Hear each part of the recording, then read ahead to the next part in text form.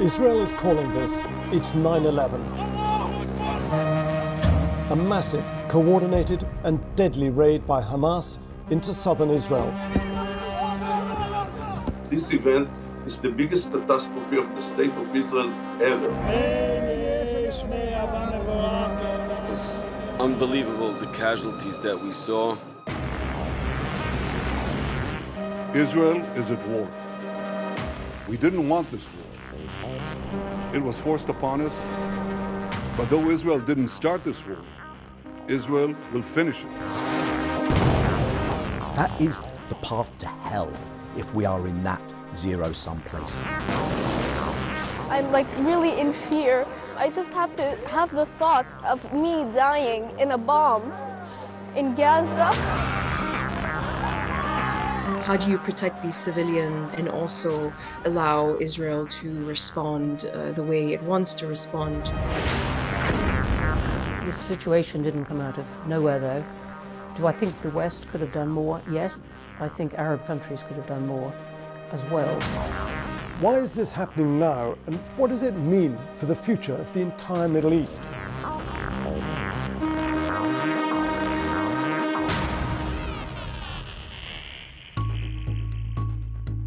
This is one of the most complex and long-running conflicts in human history. So how do we end up here? Hamas is an Arabic acronym. It's short for Harakat al-Muqawama al-Islamiyya, meaning the Islamic Resistance Movement. They are a Palestinian Islamist group dedicated to the destruction of Israel. Elected to power in 2006 and fully taking control the following year, they've been ruling Gaza ever since. Hamas has been proscribed as a banned terrorist organization by the UK, the US, and the EU, along with other countries. They say this is just 20% of the weapons Hamas brought into Israel, and it is just a fraction of what Israeli forces will face when they go into Gaza. Gaza, also referred to as the Gaza Strip, is a narrow 365 square kilometre coastal piece of land bordered by the Mediterranean, Egypt and Israel. It's one of the most densely populated territories in the world, home to 2.3 million people. With me is Daniel Levy, who is president of the US Middle East Project based in the US, but more importantly was part of the peace negotiating team of Israel during earlier peace talks. What no one will tell you today is the Israeli security establishment has been dealing with Hamas for the 16 years it's been in charge in Gaza, whether it's ceasefires, prolonged periods of calm. Israel has called up over 300,000 reservists ready to move in. The worse the images and the realities of what's happening to the Palestinians as this is prolonged get, because if Israel has formed a war cabinet, I doubt that is with the intention of limited time duration. It feels like they're setting up for something that really has a longevity and therefore an expansiveness to it. The elected head of the provisional government, David Ben-Gurion, arrives to read the proclamation of a new nation. This conflict has deep roots in history. The State of Israel was declared in 1948 as a home for Jews, many of whom had left Europe for the Middle East following the horrors of the Holocaust. The refugees from memories of war-scarred Europe land in a country already in the grip of bitter racial strife. But this is land claimed historically by Palestinian Arabs as well as Jews. And during the heavy fighting that followed the declaration, thousands of Palestinians were forced out of their homes, never to return. Many of their descendants still live in refugee camps. To this day, Palestinians refer to that event as al-Nakba, Arabic for the catastrophe. And problems did follow. From Gaza, Hamas has waged several wars with Israel since it came to power. The most recent being in May 2021, when hundreds died during 11 days of fighting. Reem Mumtaz is a specialist in Middle Eastern politics. Is it actually possible for Israel to remove the military threat of Hamas without becoming an army of occupation in Gaza, which hasn't worked in the past? Israel has tried at least 5 times in the past 15 years to root out Hamas at least as a military organization. This time around, it does look like a very difficult operation to pull off, especially if they have to respect international law as they do, and as the United States and other countries are reminding them to do, and if Palestinian civilians are not going to be collectively punished for what just happened and what Hamas did against Israeli civilians. Hamas does not represent all Palestinians. In the West Bank, which is bordered by the Dead Sea and neighbours Jordan and Israel, Palestinians are not governed by Hamas, they're governed by the Palestinian Authority, which does recognise Israel's right to exist. But this latest outbreak of violence is unprecedented in its scale and its ferocity. Why is that? Israel's spy agencies have a formidable reputation. Together with the military, they've invested hugely in surveillance on their enemies, including a high-tech border wall with Gaza, which didn't work.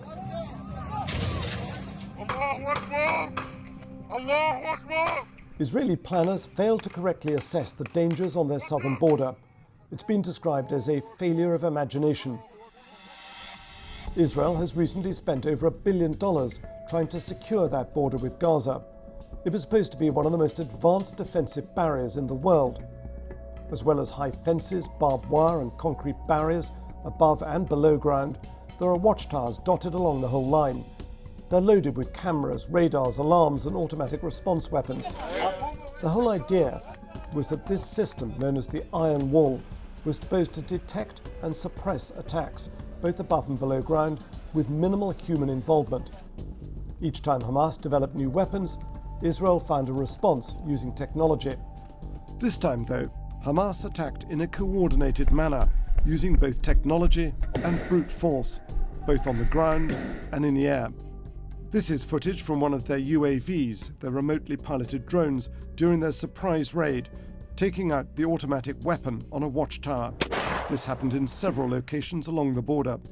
What happened is that we tend to rely on our intelligence, and maybe we gave too much credit to the Israeli intelligence. Major General Giore Eiland was Israel's national security chief. What do you think was the main factor behind the catastrophic success of Hamas's raid on October the 7th into southern Israel?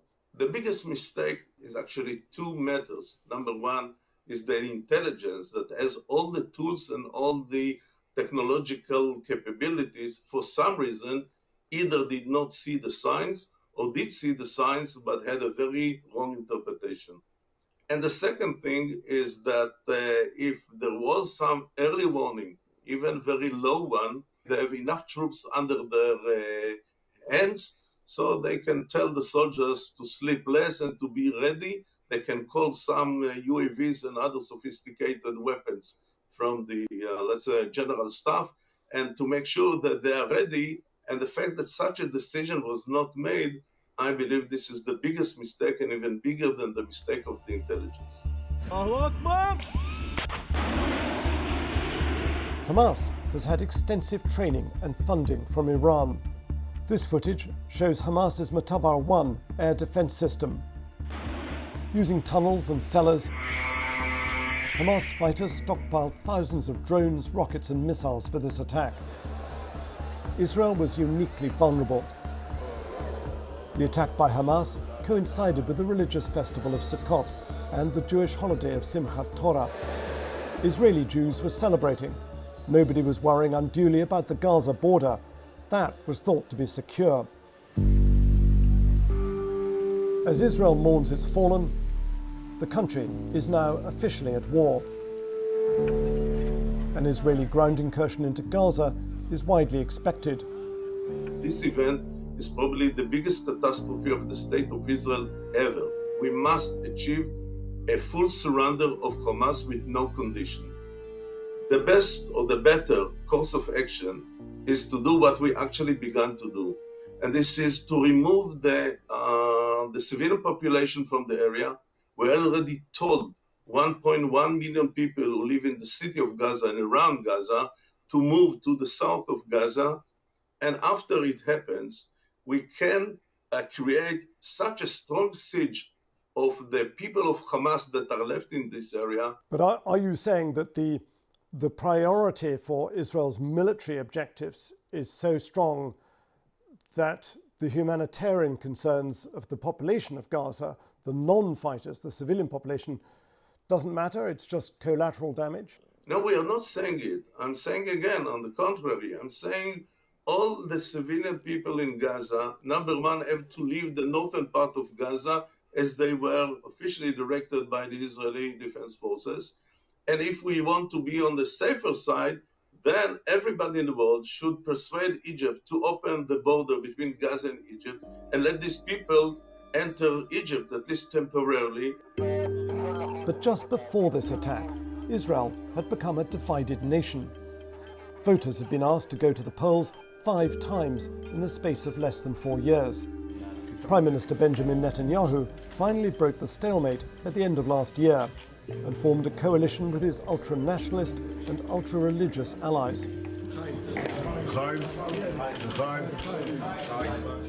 Sitting at the cabinet table, hardliner Itamar Ben-Gvir, known for his uncompromising attitude towards Palestinians as Israeli settlements spread across the West Bank.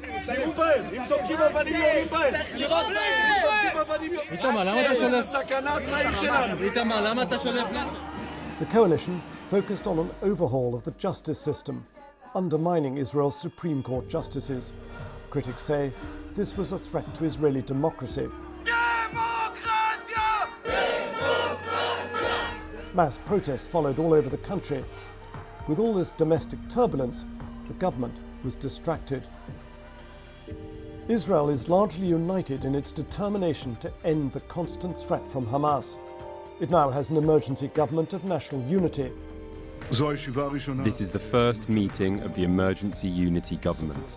Hamas thought we will collapse. We will break down Hamas. Large parts of Gaza are now in ruins, pummeled by Israeli airstrikes as it seeks to dismantle Hamas's war machine. The Hamas leadership must have known that this pain and suffering was coming. The amounts we're talking about, more than 1 million people that are being asked to move, is more than the Nakba, so what the Palestinians call the catastrophe. There's a lot of generational trauma there with multiple generations of Palestinians who have been displaced, and so they are very reluctant to move because they think they won't ever go back to their homeland. So what is the solution? That's one of the big difficulties and of this situation, just how complex the situation is. How do you protect these civilians and also allow Israel to respond the way it wants to respond to Hamas and Hamas's attack against it? Diplomats in Europe, diplomats in the US are working on this issue in particular, trying to figure out what they can broker between the Israeli stated objective of decimating Hamas so that it can never attack Israel this way, and also protecting Palestinian civilians. The impact of this war on ordinary people in Gaza is catastrophic.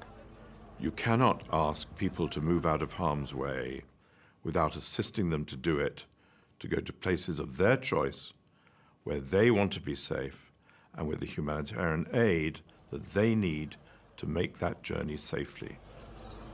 How realistic is it, do you think, to expect Egypt to take in all these Palestinians from Gaza that Israel is asking it to? Well, as you know, that is a long-standing thing that Egypt hasn't wanted to do for a long time because there are concerns on the Egyptian side, just as there are on the Palestinian side, that the displacement would be not temporary, but would become something that is long-term and permanent. Every place I go run away, and I just find bombs and I find dead people. And like maybe one day I'll end up like them, but it's a really scary thing for me.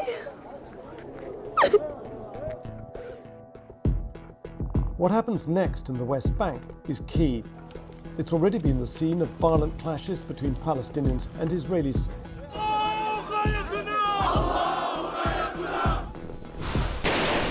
And also the army. At the moment, Israel is saying it will clear a significant section, half the population of Gaza, into another part of Gaza. The West Bank is not going to stay quiet. There are already in the several dozen Palestinians who've been killed either by Israeli military or armed settlers, while everyone's attention has been on Gaza.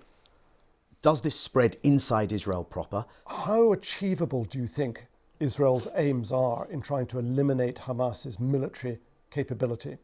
Well, I think we're even in a different place to that, because it feels, as of the moment we're talking, like the question of who will run Gaza after this. What will Gaza look like?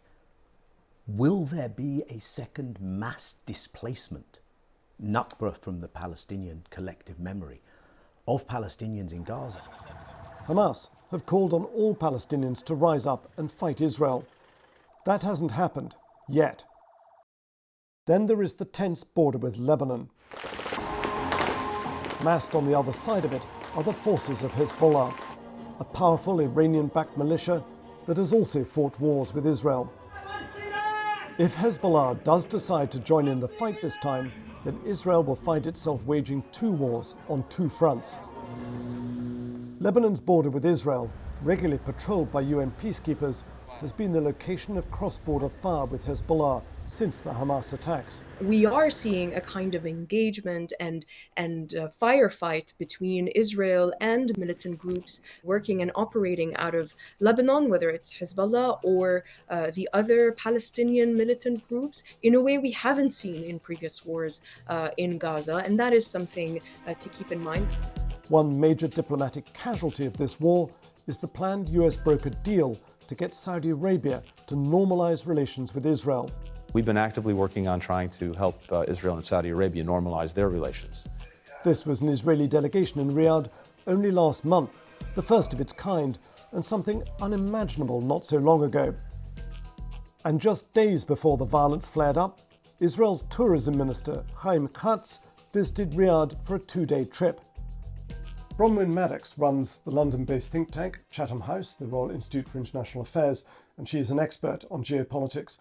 Bronwyn, do you think there is more the West could and should have done to restrain, up until then, Israel's policies in the West Bank, which have partly contributed to a lot of Palestinian frustration?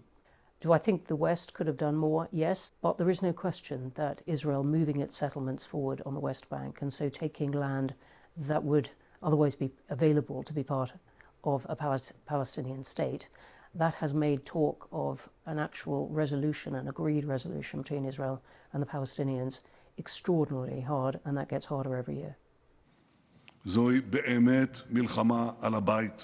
This is a war for our home. It must end with one thing: in total victory. This is kind of being presented as either Israel will have to undertake a mass killing and second Nakba of Palestinians, or it faces a second Holocaust. That is the path to hell if we are in that zero-sum place. I don't see it like that. Israel is a very strong military power. I fear that the signals that have come from Western leaders who have only recognized the humanity, pain and suffering of Israelis, as well they should, but they have failed to recognize the humanity, pain and suffering of Palestinians, which is a sin of omission, which is encouraging this escalation. What we could see, if this spreads from Gaza, West Bank, East Jerusalem, Al-Aqsa, inside Israel, I find it hard to believe that under those conditions you won't have other external parties. The obvious one we've all been looking at is Hezbollah in Lebanon, and by extension, further out, Iran. Does that bring in Iraqi militias? But what should happen, do you think? Look, what needs to happen if we're not going to go down a path, which I think will find Israel in a place that really does not increase its security, is not going to be generated just from within, okay? The only way we could get into a de-escalatory space is if you have responsible outsiders bringing a fire extinguisher, not a gas canister.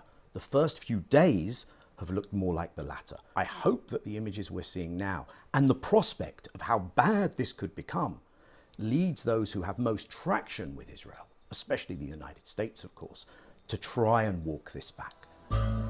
Whatever the solution they come up with, the clock is ticking, and Iran is ramping up the rhetoric. In case this crime continues, Muslims and resistance forces will become impatient, and no one can stop them. Israel has the right, and indeed the duty, to defend its people from Hamas and other terrorists, and to prevent future attacks. What happens in the coming months will help decide if this troubled region is ever going to see a just and equitable peace between Israel and the Palestinians.